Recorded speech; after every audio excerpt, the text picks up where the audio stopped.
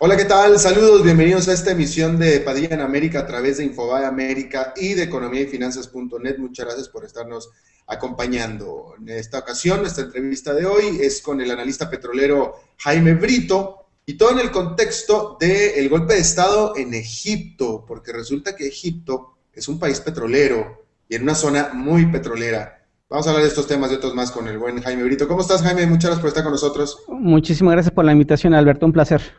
Gracias. Jaime Brito es vicepresidente de negocios de la firma Argus Media desde la capital petrolera de Occidente, que es Houston, Texas. Y bueno, ¿qué es este golpe de Estado se acaba de anunciar a media mañana de este día de miércoles, Jaime? ¿Qué es lo primero que tú puedes notar en la reacción en el mercado de petróleo, si es que hubo alguna? Y por supuesto tu análisis como analista.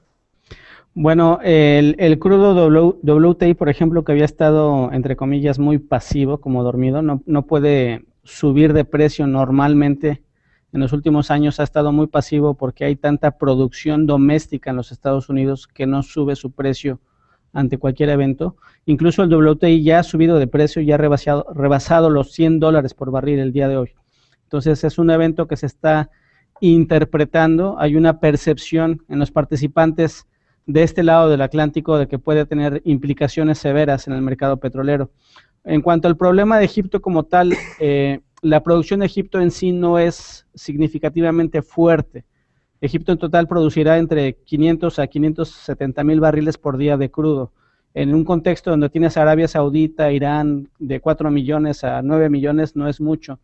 Sin embargo, es un punto logístico súper relevante para el flujo de crudo que viene de Medio Oriente hacia el Mediterráneo, hacia todos los refinadores del sur de Europa. En Egipto hay básicamente dos de las avenidas más importantes para el flujo de crudos. Está el canal de Suez, en donde pasarán tal vez entre 1 a 1.3 millones de barriles por día en barcos, y a través del territorio de Egipto hay un oleoducto bien importante que es el Sumet, un oleoducto que empieza en Ain Sugna, es un puerto del este de Egipto, y termina al norte en el Mediterráneo, que está un poco a la izquierda de Alexandria. Este oleoducto también transporta más o menos unos 1.2 millones de barriles por día de crudo, principalmente de Arabia, que viene de Ras Tanura, cruza la península de Arabia, llega a Ain Sugna, un puerto de Egipto en el lado oeste, y lo sube al Mediterráneo. Digamos que son las dos opciones para que todo el crudo de Medio Oriente pudiera llegar a refinadores europeos. Si hubiera inestabilidad en el país que impida las operaciones o interrumpa las operaciones del canal o del oleoducto, podría traer algunos problemas operativos a refinadores en Europa y podría provocar que el precio del crudo Brent se incremente a partir de mañana de manera significativa.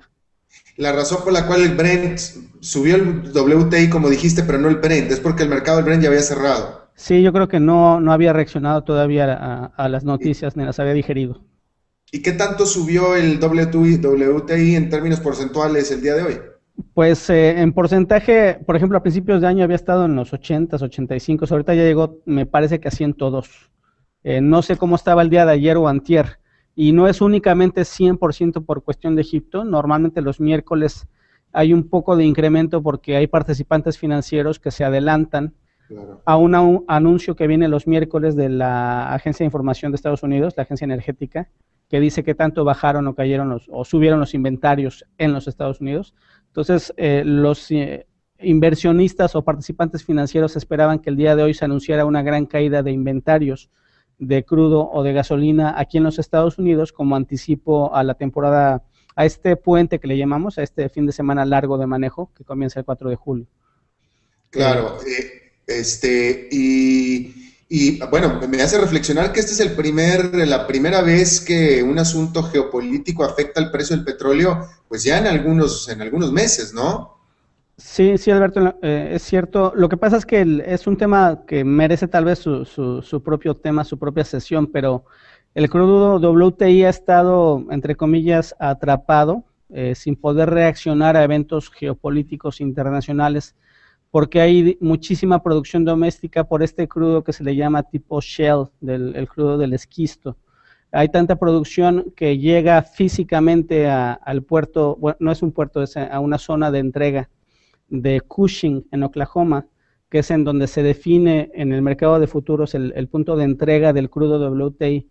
como hay tanta producción en esta zona del WTI, el precio del WTI no puede subir significativamente cuando hay algún evento internacional. Claro, es que el mercado reconoce que hay muchísima oferta y se hace, por tanto, por lo que me estás explicando, se hace más resistente. Correcto. Ya, pero bueno, pero ahora sucedió este golpe de Estado en Egipto que no es cosa menor. De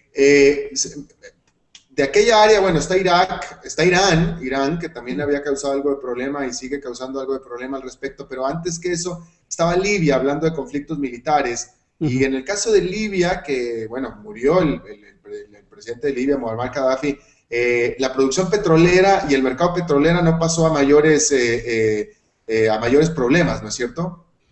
En aquel momento, cuando hubo los problemas de la primavera árabe, etcétera, la producción de Libia cayó, normalmente producían 1.5, 1.6 millones de barriles por día, cayó a 1 millón, luego subió, se quedó en 1.3.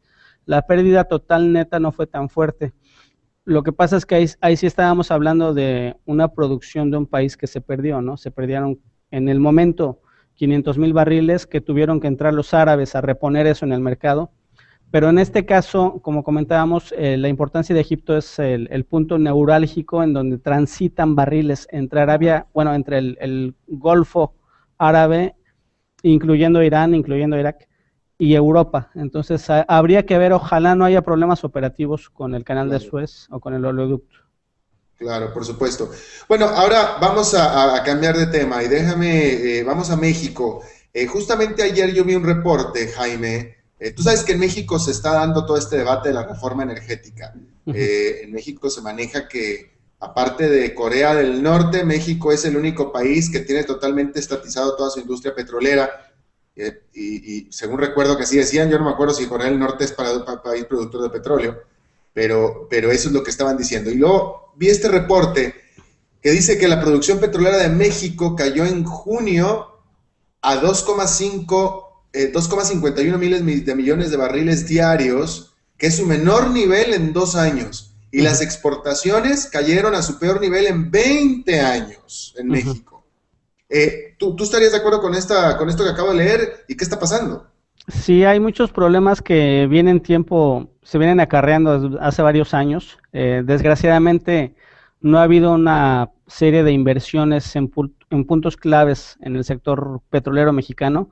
Y, por ejemplo, para darte otro dato que es muy dramático, el campo estelar, el campo más importante de todo el sector petrolero mexicano era, como sabes, el campo de Cantarell, que en su momento, por ahí de entre 2004 y 2005, llegó a producir como 2.2 o 2.3 millones de barriles por día, nada más Cantarell. A la fecha, el campo del 2006 a la fecha ha declinado en un 20% anual y se están produciendo menos de 400,000 barriles por día en Cantarell, cuando llegó a producir como 2.3 en un periodo de 6-7 años. Es muy dramático, básicamente por la pérdida de producción de Cantarell es que se refleja en estos totales como país y se refleja en las exportaciones, ¿no? Aquí, ya entrando en otros terrenos un poco más misteriosos, desgraciadamente, cuando se habla de reforma energética y de cómo puede participar el sector privado en México, siempre hay muchas voces que de inmediato, de manera automática, exclaman que no debería de haber participación, ¿no? Ojalá pudiera haber una discusión razonable en donde se expongan los hechos, cómo están la situación de producción, de inversiones, qué posibilidades tiene para recuperar sus reservas México, y una vez que se expongan los hechos, que haya una discusión razonable de cuáles son las alternativas, sin que eso signifique decir un no o un sí a una privatización o participación de empresas extranjeras, ¿no?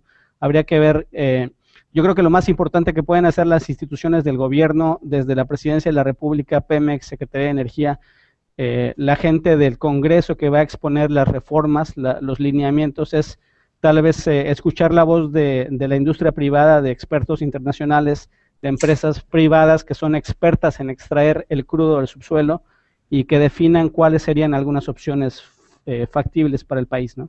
Bueno, a ver, tú dime si tú sabes algo más o diferente a lo que yo voy a decir aquí, porque el presidente de México ya ha dicho que va a impulsar una reforma energética y que esta va a incluir el invitar a la inversión extranjera al campo petrolero, más no que se privatiza Pemex. Entonces, esto da a entender que lo que va a hacer es que Pemex va a permanecer operando como está normalmente, pero que va a invitar a otras empresas para que en teoría hagan lo mismo que Pemex en México, es decir, que compitan con Pemex. Aunque él no lo ha dicho de esa manera. ¿Voy bien? Vas bien, y yo le daría otro matiz al tema. Dime. Lo que pasa, desde mi punto de vista muy personal, es que la situación de lo que pase con Pemex o no es tan relevante desde el punto de vista constitucional o legal. O sea, Pemex es una entidad que puede operar, explotar, vender, producir, etcétera, pero el gran tema, lo que puede atraer el interés de grandes capitales, estoy hablando de gigantesca cantidad de dinero que llega al país, es el hecho de que la empresa privada pueda ser dueña de reservas petroleras que están en el subsuelo mexicano. Que ese es el gran tema. Si se le va a permitir, la Constitución, el gobierno va a permitir a una empresa privada que sea dueña de un porcentaje de las reservas que están abajo de aguas profundas o de esquisto o de Coatzacoalcos, etcétera, o no, si van a seguir siendo 100% del Estado, del gobierno mexicano. Ese es el gran tema. El hecho de que se privatice Pemex o se abra o permita que esta entidad pueda participar con la empresa privada, yo creo que ya es otra discusión. O sea, pero entonces tú lo que estás diciendo es que si acaso México determina, o la famosa reforma dice que el petróleo sigue siendo exclusivamente del Estado mexicano, y por tanto estas empresas no tendrían ninguna participación o porcentaje sobre el petróleo que están explotando, entonces no habría mucha atracción de inversiones sobre el sector. ¿Es lo que estás diciendo? No digo eso. Yo creo, lo que te estoy diciendo es lo que espera el sector petrolero internacional, que existe esa posibilidad de que puedan escribir en sus libros contables que poseen reservas en México. Ahora, de eso a la fecha, por ejemplo, de dónde estamos el día de hoy, Pemex requiere la participación de empresas privadas que lo ayuden a explorar, o sea, como contratistas, como empresas de servicio. Hay muchas empresas privadas que le hacen trabajo a Pemex, y Pemex les paga con base en ciertos contratos que tienen que ver con su desempeño, con cuánto invirtieron, etcétera. Entre abrir por completo las reservas a lo que estamos el día de hoy, hay muchos matices, hay muchos pasos intermedios. Tal vez los congresistas más conservadores digan, bueno, no vamos a abrir ninguna reserva al sector privado, no vamos a dejar que la registren en sus libros, pero vamos a ampliar en dónde puede participar el sector privado como subcontratista de Pemex. Les vamos a pagar más, por ejemplo, para que sea más atractivo que participen y nos ayuden como país, pero cuando hay un riesgo y no dé resultados la exploración, vamos a compartir el riesgo, tal vez. Hay muchos mecanismos en donde puede continuar la participación privada sin que sean dueños de reservas, que yo me imagino que aún así habría muchas empresas que continúen participando en México, siendo el caso más optimista o mejor escenario para las empresas privadas que les permitan registrar las reservas. Obviamente, pero se oye medio difícil esa, pero dime una cosa, por ejemplo, ¿cómo es un esquema como el de Venezuela? ¿Cómo es? En el que participan empresas privadas. Bueno, hay varios esquemas. Por ejemplo, hay cierta reserva específica convencional en donde el que opera, el que explora, el que vende es PDVSA, es la empresa nacional. Hay otros esquemas en otra región que es más difícil de extraer, que es no convencional, en donde se dividieron por bloques, por proyectos, y ahí se invitó a empresas privadas a que participen. Entonces, dependiendo del país, en prácticamente todos los países del mundo se permite que los países sean dueños de reservas. En Brasil, en Nigeria, en Angola, en China, los países registran en sus libros que son dueños de reservas. Ya, ok, acá, queda entendido. Oye, por cierto, que el otro día me estaba acordando yo mucho de ti, porque tú desde hace mucho tiempo, yo te vengo entrevistando a ti desde hace mucho tiempo, y en México se venía hablando, y se está en planes todavía, de hacer una macro gigantísima refinería, la cual todavía no está, pero que cuesta varios miles de millones de dólares, es más, muchos. Y tú siempre habías mencionado que a México le convenía mucho más comprarse una refinería ya establecida en la costa seguramente del Golfo de México de Texas. Y mira que acabo de leer un reporte la semana pasada donde por primera vez, un subdirector de Pemex dijo que estaban explorando la posibilidad de comprar una refinería en Texas. Correcto, muchas gracias. La diferencia es que hace 5 o 6 años que lo comentábamos, a lo mejor podrían haber comprado una refinería por 300 o 500 millones de dólares, y a la fecha, con todo este nuevo boom que hay por el crudo de esquisto, por el shale, a las refinerías les está yendo tan bien aquí en esta zona, que a lo mejor si se vende alguna podría costar, no sé, de 2,000 millones de dólares para arriba. Entonces, Claro. pues bueno, es una cuestión del tiempo, ¿no? Claro, y la refinería de México no se ha sabido más, ¿no es cierto? No he escuchado, hasta donde tengo entendido, el proyecto sigue adelante, se están haciendo todo lo que le llaman ingenierías de desarrollo, etcétera.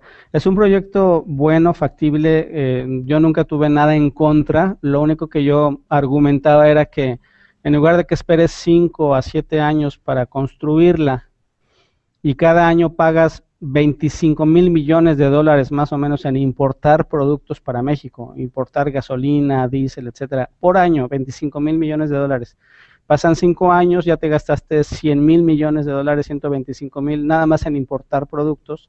Mejor, si estás en el 2006, 2005, pues de una vez compras la refinería y ya de ahí tú mismo te vendes tu crudo y te exportas tus productos. Claro. Ese era el argumento que yo creo que tenía mucho sentido económico.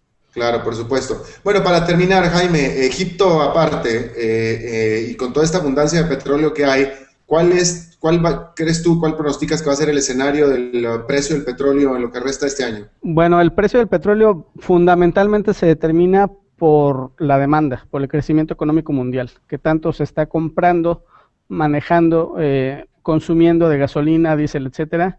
Y en este contexto no creo que haya un motivo fundamental para que suba el precio del crudo Brent o WTI en más de $110 de aquí a finales de año. Lo único que podría mover de precio de manera significativa sería un problema geopolítico como el que está ocurriendo precisamente, que esperemos que no cause dificultades en el canal de Suez, porque si no podría subir el precio del Brent, que es lo menos que necesitan los países en Europa. Por supuesto, pero ¿tampoco crees que haya motivo por el cual vaya a caer el precio del petróleo en el nivel que está? No del lado del Brent, porque sí sigue un crecimiento de parte de economías emergentes, la India, China, etcétera. De parte de Estados Unidos, de acuerdo a como vemos la producción potencial que puede llegar del shale, del crudo de esquisto, es posible que haya más presiones a la baja que mantengan el WTI amarrado de 95 para abajo y no que suba más. Y el petróleo, yo en realidad todo esto lo preguntaba en relación al petróleo latinoamericano. ¿El latinoamericano depende de cuál? Bueno, normalmente se vendía respecto al WTI, ahora ya están usando otros crudos marcadores que reflejan mejor el mercado porque el WTI está literalmente pasivo. En sí, a como está el precio el día de hoy, o estuvo hace 6 meses, o estará dentro de 6 meses, el precio del crudo latinoamericano seguirá en los mismos niveles exactamente. ¿Y son niveles adecuados? ¿Son niveles en los que los países latinoamericanos están haciendo buena rentabilidad? Bueno, no hay una respuesta de que es adecuado porque cualquier presidente te diría que ojalá fuera más caro, ¿no? Si la producción de un crudo en cualquier país latinoamericano te cuesta entre $20 por barril, sacarlo del subsuelo, de 20 a 30 y lo puedes vender a 65, 70, pues yo creo que no está tan mal. O sea, como estamos en medio de una crisis mundial, yo creo que el panorama pinta bien para productores petroleros, para países que tienen que importar bastante, pues es un escenario difícil, ¿no? Como por ejemplo ocurre en Chile. Claro. Que es un escenario complicado. Así es. Bueno, pues Jaime Brito, vicepresidente de Argos Media desde Houston, vicepresidente de Desarrollo de Negocios. Te agradezco muchísimo tu buena intención de charlar con nosotros, como siempre. Muchas gracias por la invitación. Hasta luego. Hasta la próxima. Y muchas gracias a ustedes por participar con nosotros vía la página de Facebook en Padilla en América, Facebook Padilla en América, donde hemos estado recibiendo y le conmino a que lo siga haciendo, sus comentarios, sus sugerencias, sus preguntas. Facebook.com/Padilla en América. Y muchas gracias por habernos acompañado. Eso es todo lo que tenemos por esta emisión. Nos vemos en la próxima. Que la pasen muy bien.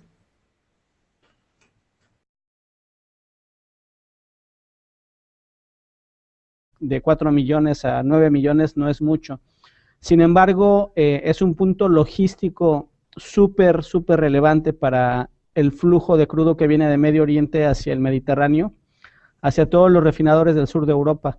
En Egipto hay básicamente dos de las avenidas más importantes para el flujo de crudos. Está el canal de Suez, en donde pasarán tal vez entre 1 a 1.3 millones de barriles por día en barcos, y a través del territorio de Egipto hay un oleoducto bien importante que es el Sumet, un oleoducto que empieza que no sube su precio ante cualquier evento. Incluso el WTI ya ha subido de precio y ha rebasado los $100 por barril el día de hoy.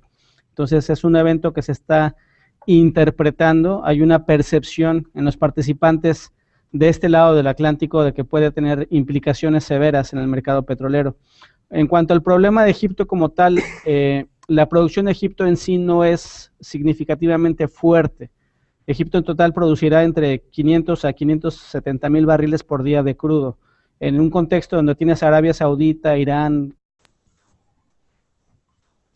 Hola, ¿qué tal? Saludos, bienvenidos a esta emisión de Padilla en América a través de Infobae América y de economía y finanzas.net. Muchas gracias por estarnos acompañando. En esta ocasión, nuestra entrevista de hoy es con el analista petrolero Jaime Brito, y todo en el contexto del golpe de Estado en Egipto, porque resulta que Egipto es un país petrolero y en una zona muy petrolera. Vamos a hablar de estos temas y otros más con el buen Jaime Brito. ¿Cómo estás, Jaime? Muchas gracias por estar con nosotros. Muchísimas gracias por la invitación, Alberto. Un placer. Gracias. Jaime Brito es vicepresidente de negocios de la firma Argus Media desde la capital petrolera de Occidente, que es Houston, Texas. Y bueno, ¿qué es este golpe de Estado se acaba de anunciar a media mañana de este día de miércoles, Jaime? ¿Qué es lo primero que tú puedes notar en la reacción en el mercado de petróleo, si es que hubo alguna, y por supuesto tu análisis como analista? Bueno, el crudo WTI, por ejemplo, que había estado, entre comillas, muy pasivo, como dormido, no puede subir de precio normalmente. En los últimos años ha estado muy pasivo porque hay tanta producción doméstica en los Estados Unidos. Ain Sokhna es un puerto del este de Egipto y termina al norte en el Mediterráneo, que está un poco a la izquierda de Alexandria. Este oleoducto también transporta más o menos unos 1.2 millones de barriles por día de crudo, principalmente de Arabia, que viene de Ras Tanura, cruza la península de Arabia, llega a Ain Sokhna, un puerto de Egipto en el lado oeste, y lo sube al Mediterráneo. Digamos que son las dos opciones para que todo el crudo de Medio Oriente pudiera llegar a refinadores europeos. Si hubiera inestabilidad en el país que impida las operaciones o interrumpa las operaciones